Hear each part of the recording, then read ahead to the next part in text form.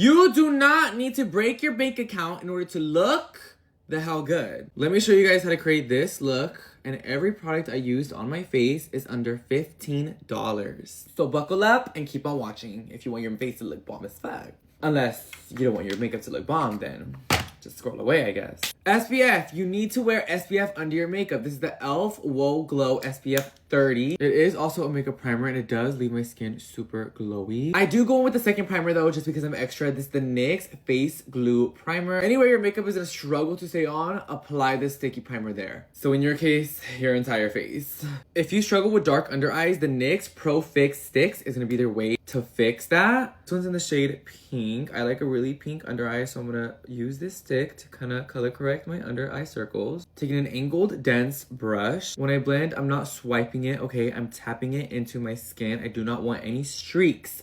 I want my skin to look as smooth as possible. And tapping is the trick to that. I swear, if I see any of y'all swiping ever. Next, I'm taking the e.l.f. Halo Glow Skin Tint. I'm applying it on the back of my hand first. Don't just go right into your face, okay? Because that's how you fuck up your shit and get a cakey ass makeup base. And I'm gonna take my sponge and really saturate the product on the back of my sponge. This will make sure that you get nice, even layers. And nice, even layers means nice, even, smooth makeup. I'm using the shade Light Warm, by the way. Remember this, just because you're applying a lot of makeup, it does not mean your face is gonna be cakey. It's about applying in thin layers. And you don't even have to apply multiple layers on your entire face. You could just layer up in sections that you need more coverage in. I feel like I need another second layer here because of my acne scars and pimple. So I'm gonna go ahead and add another layer there. This is the Maybelline Lifter Stick in the shade 70. I'm gonna use this as like a bronzer. Oh my god, it's so creamy. Like me. When you bronze, think of 3 sections on the side of your face. 1, 2, 3. I personally do like to add some bronzer on my eyelids because I feel like this like ties everything in together seamlessly. For blending out my bronzer, I like to use a very dense angled brush. This is the Morphe 240 bronzer brush. Notice something? No dragging, only tapping. For blush, I'm going in with the NYX Fat Cheek liquid blush in the shade Dragon Fruit Drip. Applying this all over the highest points of my cheeks, which for me is like on the outer corner of my eye right below. Here's my little secret though. I take my blush all the way to my under eyes because then whenever I add my concealer, everything is just so seamlessly blended. I take whatever excess is on my brush and I just blend it on my forehead, nose, and chin. Also, I know you think this is crazy, but just trust me. You're gonna take your sponge and make sure everything is really nicely blended.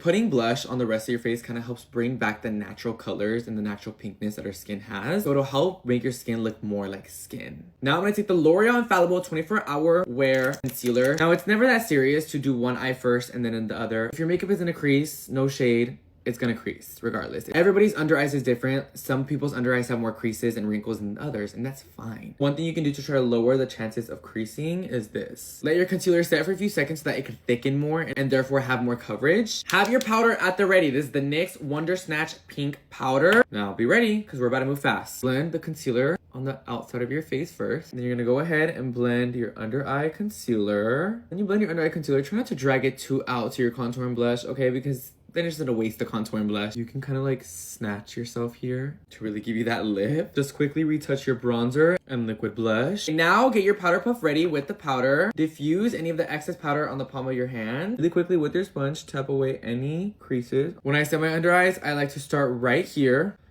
and then I bring it up to my under eye. Keep on tapping, pressing that powder into the skin and then out.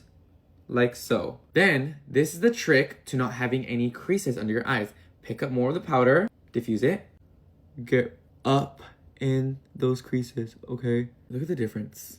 Now I'm gonna take the translucent shade of this same powder and set anywhere that my bronzer isn't touching. Mixing the NYX Buttermelt Bronzer with the L'Oreal Infallible Foundation in like a darker shade, just to add more coverage and make my base more smooth. I'm going to bronze up my face. Careful, that buttermelt bronzer is very pigmented. Your skin is gonna be very matte now, so take a dewy setting spray. This is the Power Grip Dewy Setting Spray from e.l.f. and go ahead and mist your face down until that shit is wet like your put. Now for the blush under eye routine. Pay close attention, we're gonna do this real quick. Beauty Creations blush in the shade My Favorite, and then their under eye powders in the shade Pink About It. Just mixing the two and then applying this as my blush. I'll take the Makeup Revolution Pink Powder Pop.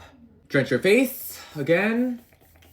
For my brows, I'm taking the NYX Brow Pencil. I'm all in place. I'm gonna use the L'Oreal Brow Lamination. For mascara, taking the Essence Lash Like a Boss Waterproof Mascara. I'm applying it on just the tips of my lashes. Going with the NYX Face Glue Setting Spray for one final mist to lock everything in place. This is the finished makeup look.